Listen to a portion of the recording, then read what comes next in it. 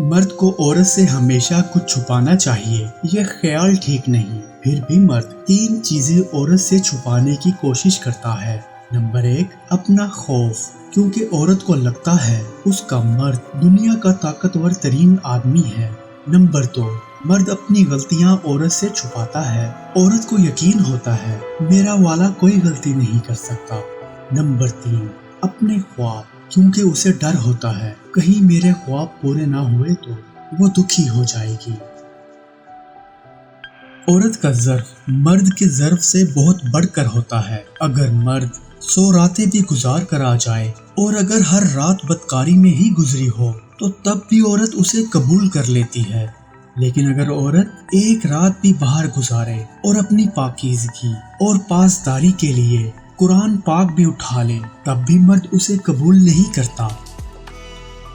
محبت واقعی ایک نشہ ہے، جو پورا ہو بھی جائے تو طلب اور بڑھنے لگتی ہے۔ محبت انسان کی عمر نہیں دیکھتی، جسے برباد کرنا ہو اسے ڈھونڈتے ڈھونڈتے خود ہی آ جاتی ہے۔ محبت میں انسان کی غلطی اس وقت گناہ بن جاتی ہے جب وہ یہ جان نہیں پاتا کہ اس سے غلطی سرزد ہو گئی ہے اور اس کی معافی ضروری ہے۔